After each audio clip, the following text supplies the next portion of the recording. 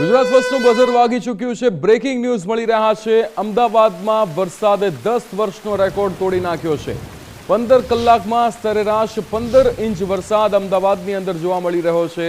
બોપલ અને વેજલપુરમાં સૌથી વધુ 18 ઇંચ વરસાદ નોંધાયો છે, ત્યારે સરખેજમાં 17 ઇંચ, જોધપુરમાં 16 ઇંચ વરસાદ નોંધાયો છે, બોડકદેવમાં 15 ઇંચ, થલતેજમાં 15 ઇંચ વરસાદ નોંધાયો છે, મક્તમપુરામાં 15 ઇંચ, સાયન્સ સિટી વિસ્તારની અંદર 14 ઇંચ વરસાદ ખાબક્યો છે, ત્યારે વાસણામાં 14 ઇંચ, મેમનગરમાં 14 ઇંચ વરસાદ નોંધાયો છે, કાલુપુરમાં 12 ઇંચ વરસાદ નોંધાયો છે, નવરંગપુરામાં 12 ઇંચ વરસાદ નોંધાયો છે, રાણીપમાં 12 ઇંચ વરસાદ નોંધાયો છે, ગોતામાં 11 ઇંચ વરસાદ નોંધાયો છે, ત્યારે ચાંદલોડિયાની વાત કરીએ તો 11 ઇંચ વરસાદ ત્યાં પણ નોંધાયો છે।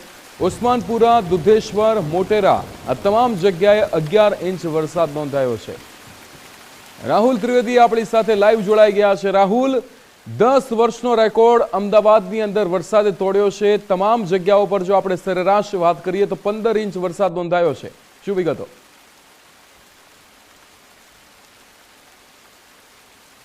બિલકુલ વિક્રમ, જે પ્રકારે વહેલી સવારથી જ અમદાવાદમાં મેઘરાજા ધમાકાદાર બેટિંગ જે છે અમદાવાદ શહેરની અંદર કરી હતી। ગઈકાલે સવારે 9 વાગે જે વરસાદ શરૂઆત થયો હતો અને અત્યાર સુધી પણ સતત વરસાદ જે છે અમદાવાદ શહેરની અંદર વરસી રહ્યો છે, જેના કારણે અમદાવાદ શહેરની અંદર છેલ્લા 10 વર્ષનો રેકોર્ડ જે છે નોંધાયો છે। છેલ્લા 10 વર્ષનો જે પ્રકારે વરસાદ વરસ્યો હતો તે એક દિવસમાં વરસાદ વરસાયો છે અને 15 કલાકની અંદર અમદાવાદ શહેરની અંદર સરેરાશ 15 ઇંચ જેટલો વરસાદ જે છે તે નોંધાયો હતો, જેના કારણે અમદાવાદ શહેરના મોટા ભાગના જે વિસ્તારો છે તે પાણીમાં ગરકાવ થયા હતા। હાલ આ દ્રશ્યો છે અમદાવાદનો એસજી હાઈવે વિસ્તાર કે જ્યાં હજુ પણ પાણીમાં ગરકાવ છે, એટલે કે અહીંયા પણ હજુ પાણી ભરેલા જોવા મળે છે। ગઈકાલે જે પ્રકારે વરસાદ વરસ્યો હતો ત્યારથી સતત આ રસ્તા ઉપર એસજી હાઈવે જે છે એ પાણીમાં ગરકાવ થયો છે। હાલ અમદાવાદના મોટા ભાગના વિસ્તારો જે છે ત્યાં પણ હજુ પણ એ પાણી યથાવત જોવા મળી રહ્યો છે। સાથે સાથે જે અંડરપાસની વાત કરવામાં આવે તો અમદાવાદ શહેરના અંદાજે 14 જેટલા અંડરપાસ પણ હાલ બંધ હાલતમાં છે, એટલે કે જે પ્રકારે અમદાવાદ શહેરની અંદર વરસાદી વાતાવરણ ગઈકાલથી સવારે જ સર્જાયું હતું તે જ વાતાવરણ હજુ પણ અમદાવાદ શહેરની અંદર યથાવત જોવા મળી રહ્યું છે। આગામી હજુ પણ 3 કલાક એટલે કે આજે 11 વાગ્યા સુધી પણ અમદાવાદ શહેરને રેડ એલર્ટ જે છે તે હવામાન વિભાગ દ્વારા આપવામાં આવ્યું છે।